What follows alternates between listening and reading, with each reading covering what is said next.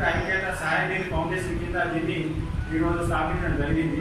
అందులో ముఖ్యమైన ఉద్దేశాలు మరి 10 పాయింట్స్ ఉన్నాయి. దాన్ని మీకు అందరికీ తెలియపడం కోసం నేను ముందరికి వచ్చిన. ఫస్ట్ పాయింట్, గల్ఫ్లో చనిపోయిన గంగపుత్రుల బిడ్డలకు అండగా నిలవడం. ఇది మెయిన్ ఫస్ట్ పాయింట్. ఈ గంగపుత్రులను కల్పించడం కోసం.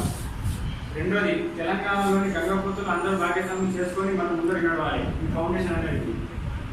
మూడవది, గంగపుత్రులని నిరుపేద కుటుంబాలకు సాయం చేయడం. నిరుపేద కుటుంబాలకి మన చుట్టుపక్కల ఉన్న వారికి వారి పరిస్థితులను చూసుకున్న తర్వాత సాయం చేయడం.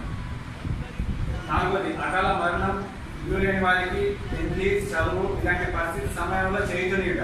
అంటే మన సాయం ఫౌండేషన్ నుంచి మనం ఏమైనా చేయదలుచుకున్నప్పుడు వారికి చదువుకోవడం కోసం కానీ, పెళ్లి సందర్భంలో వారికి ఎటువంటి పరిస్థితులలో ఏమైనా 5-10 గొప్పను మనం సాయం చేయడం కోసం చేయగలిగడం.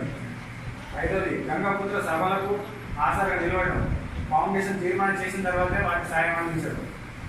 ఆరోది, ఇందులో 10,000 ధరమ్స్కు పైగా చేరుకున్న తర్వాత సాయం చేయడానికి ఫౌండేషన్ ముందరకు పోతుంది. లో బడ్జెట్లో ఎట్టి పరిస్థితుల్లో ముందరకు పోతుంది. ఏడవది, సభ్యుడిగా ఉన్న వ్యక్తి కాకుండా ఇంటి చుట్టుపక్కల ఉన్న వ్యక్తులకు కూడా గంగపుత్రులకు వర్తించింది ఈ సహాయనిధి ఫౌండేషన్. ఎనిమిదవది, 100 ధరమ్స్ ఇచ్చిన వ్యక్తి ఇంటి వద్ద ఉన్న వారి సభ్యత్వం 100%గా ఈ ఫౌండేషన్ నుంచి ఎప్పుడు అన్ని విధాలుగా సాయం ఉంటూనే ఉంటుంది. తొమ్మిదవది, పరిస్థితులను సంరక్షించిన తర్వాతనే సాయం చేయడం కల్పించాలి. కానీ అనవసరమైన విషయాలు తీసుకొచ్చి ఇక్కడ సాయం చేయడానికి కుదరదు. వాటి పరిస్థితులు ఇంటికాడ ఏం జరిగింది వాస్తవ పరిస్థితులు చూసిన తర్వాతనే వారికి సాయం చేయడం జరుగుతుంది ఫౌండేషన్ నుంచి. పదవది, చిన్న సమస్యలు కాకుండా పెద్ద సమస్యలనే మాత్రం పరిష్కరించి. జై గంగపుత్ర. జై గంగపుత్ర. గంగపుత్ర ఐక్యత సంఘం. జై గంగపుత్ర.